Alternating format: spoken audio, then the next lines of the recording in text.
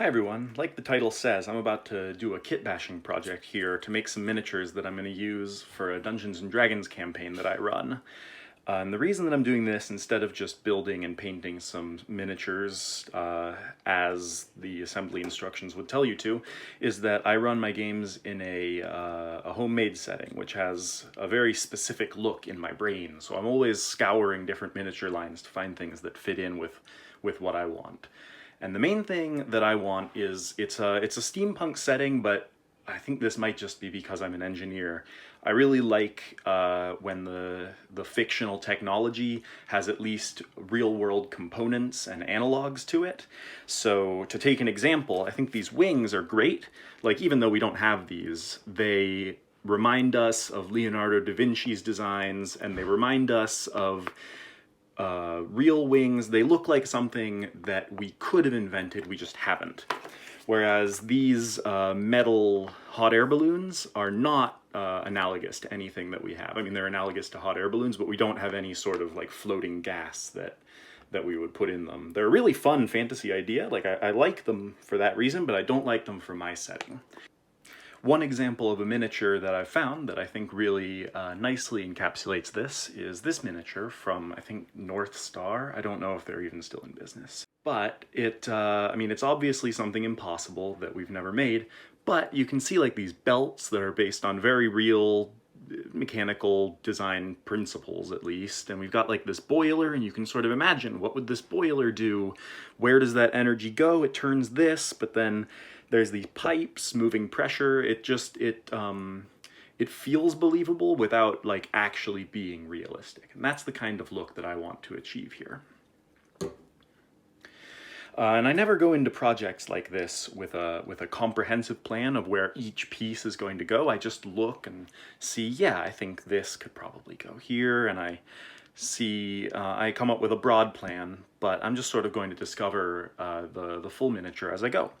But that broad plan is, I'm going to make these dwarf fellas, and I'm going to probably use whichever weapons come with it that look the lowest tech to me. So I'm going to use this rotating gun, and I'm definitely going to use this like winched grappling hook, which I really like, but I'm definitely not going to end up using these like nail guns or these laser pistols. And then once I have those dwarf guys, I'm going to take the wings from this, and I'm probably not going to include these sort of turbines.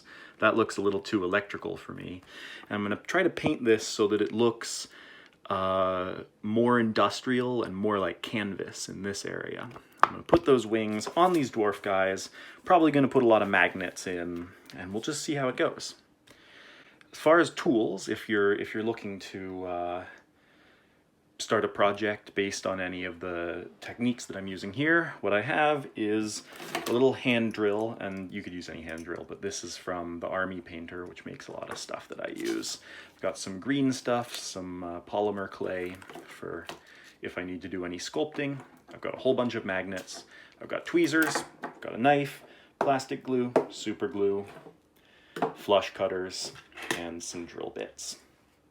And then here are the sprues for these wing guys. I've never played Warhammer. I don't know what's going on with these. I just like them. And then these are the sprues for the floaty dwarf boys. I've also got a bunch of sprues over here, which are from various other kits that I've taken apart. I don't know if I'll use any of these parts, but you know, we'll see. I like to combine as many kits as possible in a project like this, because then I don't know, it makes it feel like I'm guaranteed to come up with something unique that no one else has ever made, especially if you're mixing different brands of miniatures. It feels like that. So what I'm going to do is I'm going to start cutting off these dwarves and putting them together, and then I'll check back in with those finished dwarves, and we'll just sort of work through what might go on them to make them look a little more like what I'm aiming for.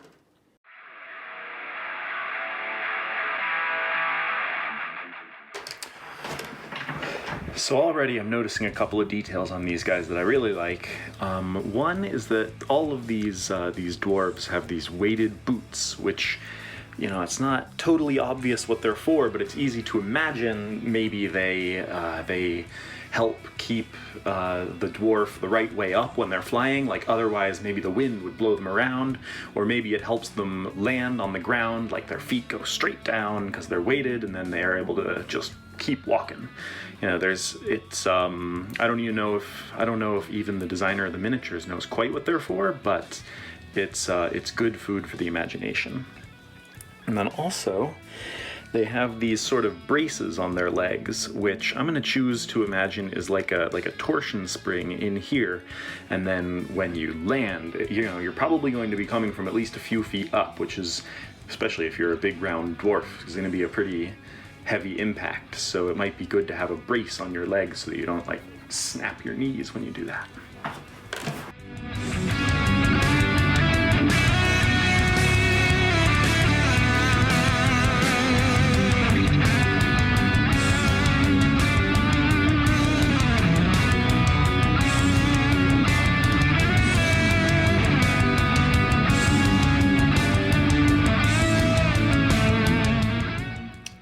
Okay, with these bodies assembled, I have a few more thoughts. A lot of these, I think they're called Caradron Overlords from Age of Sigmar, have these dwarf faces sculpted into their armor, and I like that as an idea, but I don't think it really matches with the story that I'm going for behind these guys, because they are part of a multi-species nation, so it'd be a little weird to have this like very specific dwarven iconography all over their armor. So I think what I'm going to do is I'm going to at some point scrape the faces off of all of these and then put a little bit of clay on there and try to smooth them out to just be generic armor pieces instead of dwarf faces.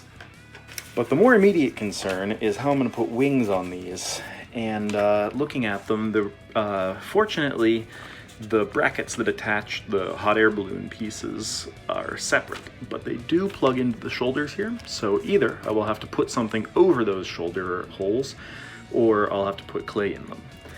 But looking at these wings, they have these sort of secondary arms coming out of their backs, which are really cool, and they have these ball joints at the end, and I think those ball joints could probably attach here on the shoulder pretty well. So the next thing I'm going to do is I'm going to put together one of these sets of wings and just see how it matches up with this.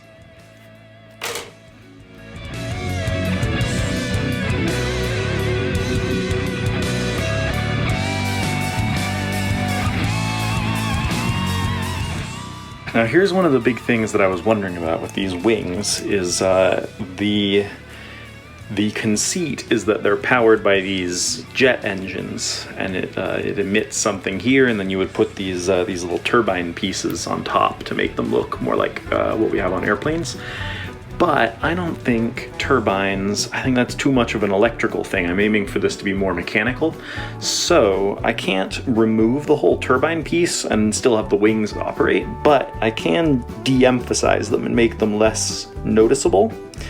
So I'm going to cut off the bottoms of these as well, so that they just turn into cylinders, just sort of any old like structural component. Maybe there's lots of bearings in here or something.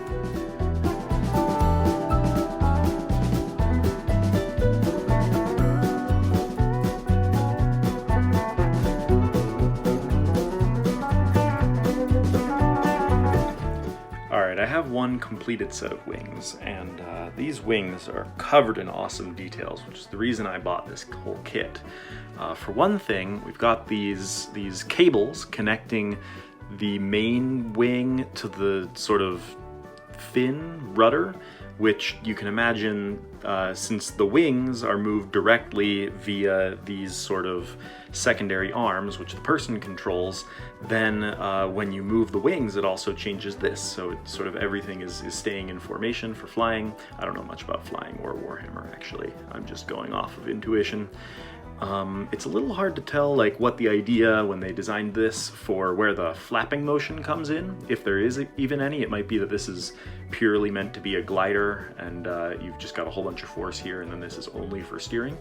For actually attaching this to the dwarf, obviously gonna have to trim off this, and then I think I want to do it with magnets, because when I'm building things like this, I always like to attach as many things as possible with magnets, because for one thing, it's just fun to do, and for another, if you're going to use this in a Dungeons and Dragons game, it's likely that someone's going to be fighting this guy, in which case it'll be very satisfying if like they shoot through the glider, and then I'm like, oh, okay, I'll just take him off his glider. Now he's on foot. You can attack him there, or like, you know, you're fighting someone. Actually, I have another miniature here. This is also supposed to be someone in the same army. You can see that I used the same dwarf bodies, but you know, if they were fighting her, then they could do a whole bunch of damage, and then I could just say, oh, wow, you chopped off her arm. So it's versatile in that way. And then finally, all the magnets make it easier to transport, because you don't have like lots of spindly things poking out and making it into a big unwieldy shape. You can put each of these separately, and it makes it sturdier. Like when you drop it, if the bits can separate, that absorbs some of the force of it hitting the ground. So that's nice.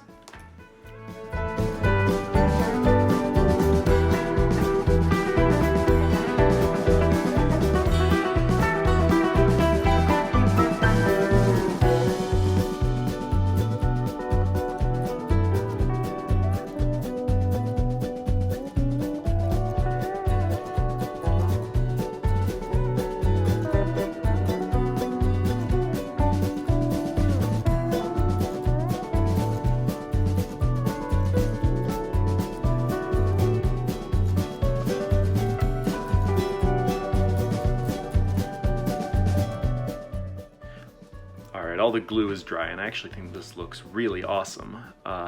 All the wings have slightly different poses, and this one is pulled back, and then this guy's legs are sort of flopped slightly forward. It makes it look like he's like pulling his wings back and coming into a stop sort of in this direction or something like that. We'll see once I put the arms on. What I've done is I've just put a magnet here to make sure that this goes on at the right angle. I think the next thing that I'm going to do is I'm going to take this piece, which is the corresponding one of these for this set of wings, and I'm going to cut off the bits and put them on the shoulders.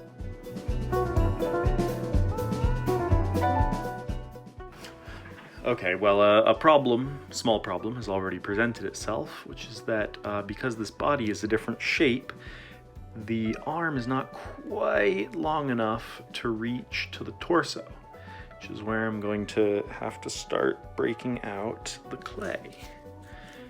I'm going to make like a little extra piece right in here to connect the shoulder and the joint.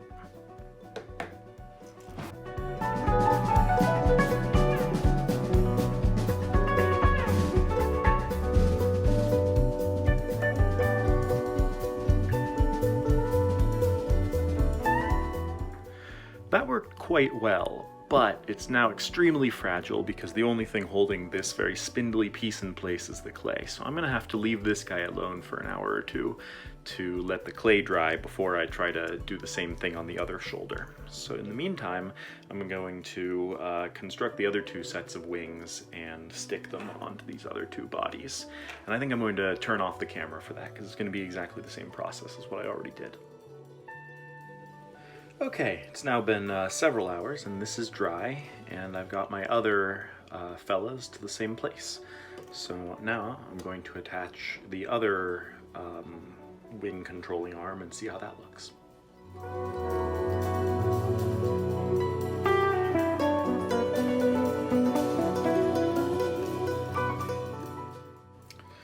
Well, I think the answer to how does it look is it looks awesome. So I'm definitely going to stick with that. I'm going to do it on the other guys. Now, I think the next step here is going to be figuring out the arms. So I'm going to take a few of the options off of these sprues, and we'll just try like dry fitting them on them and see how they look.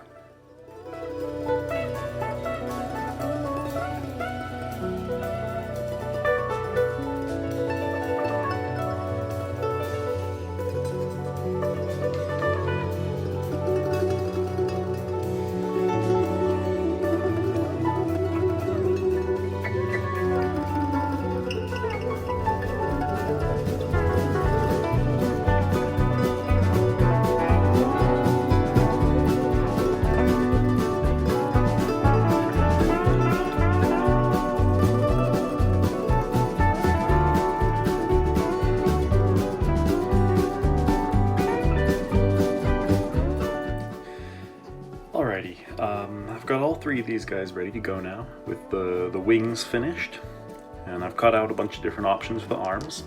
It's actually the next day. I went to bed while I waited for these to dry. I've got this one, which I like quite a bit, as I suspected. It's extremely analog, which I like, and it's got this cool spool going on, and of course, because it's from the same kit as these dwarves, it fits really nicely. There's also this revolving gun, which I like for basically the same reason. It looks quite believable, and it fits very well. I also thought about using an arm from the other kit, because they have these little bionic hands, and I thought that might be neat for these guys, but in fact I think they look kind of ridiculous, because these guys are really spindly and the dwarves are really stubby, so it doesn't match at all. I've also got these arms from another kit that's from the same faction as these, but not the same type of unit, and those look pretty good. But it turns out that most of the shoulder and upper arm of these guys is sort of included in the torso piece, so when you put this here, it looks like he's got sort of weird long monkey arms. So if I want those to look good, I have to sort of trim off a lot of the top of it, and then it basically works. So I'm going to start attaching these arms, and I think what I'm going to do is I'm going to put magnets in here so that I can swap the arms, which is a little unnecessary because of the way that these torsos are made. They can't use arms from like other units which have the whole arm as a piece and then also include these shoulder pads, but that's fine because it'll still give me a little more flexibility if I come up with something I like more later.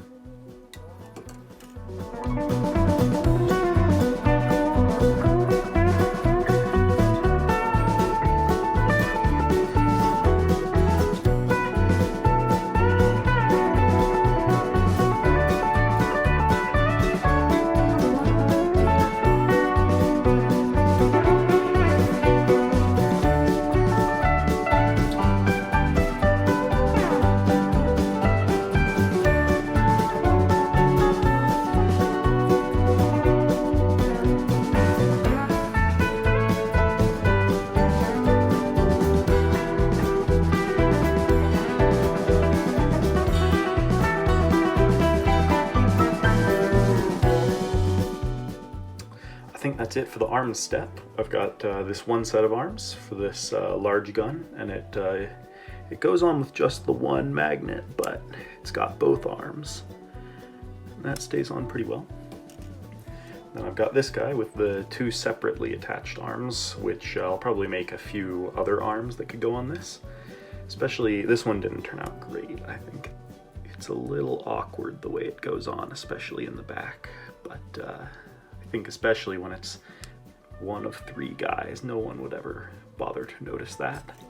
And then this one, still my favorite. I like this grappling hook a lot, and I've managed to get a magnet in both arms, so it goes on really solidly and really easily.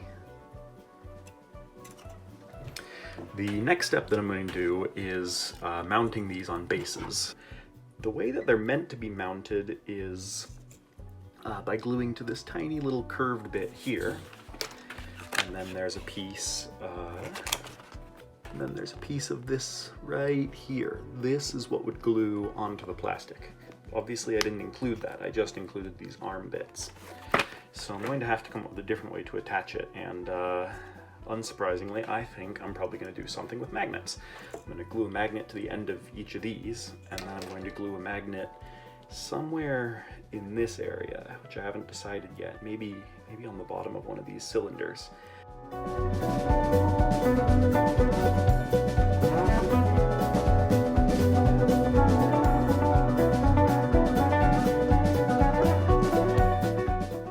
Alright, the best solution I've come up with is to just put a magnet right on the end of this, and then a little blob of green stuff right here.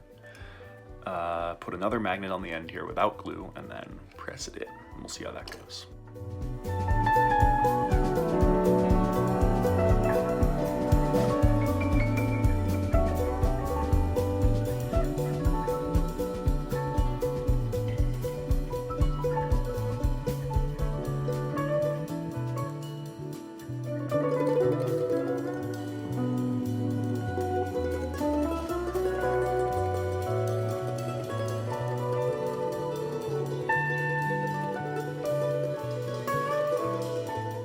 It's the next morning again. I had to leave the green stuff overnight to make sure that it wouldn't twist off. But now the gliders are attached all but invisibly in between the person and the glider via just a little bit of green stuff and a magnet.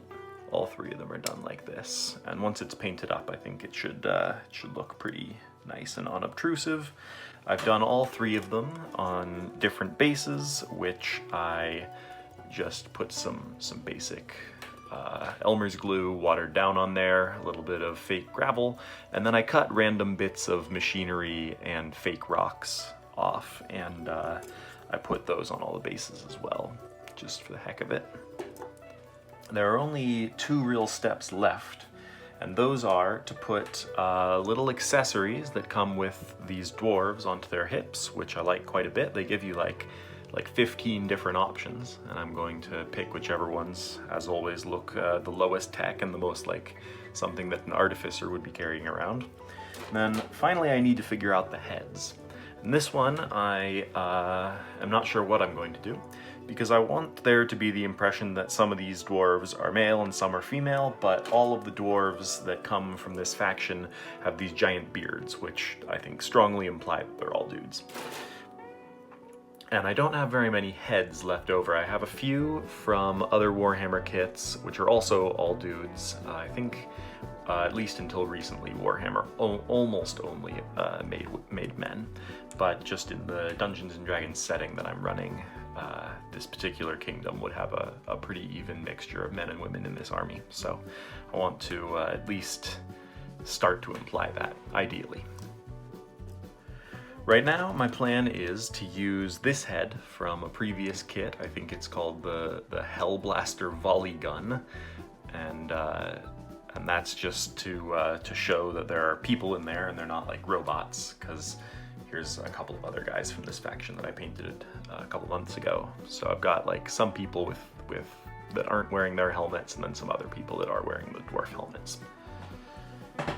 So I want to keep doing that, and then for the other ones, I think I'm going to use these heads, which I like because they've got these gas masks built in, and what I'll do to at least leave it open that some of them are female artificers, I'm just going to trim the beard section off of a couple of these.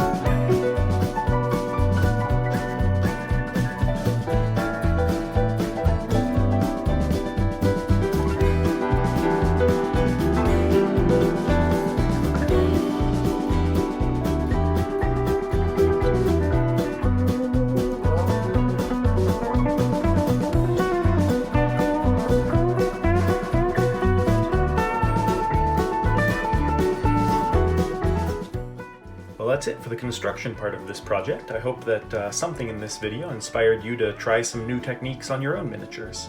I'm going to start painting these guys up, and I may post another video soon showing that process. Until then, happy painting!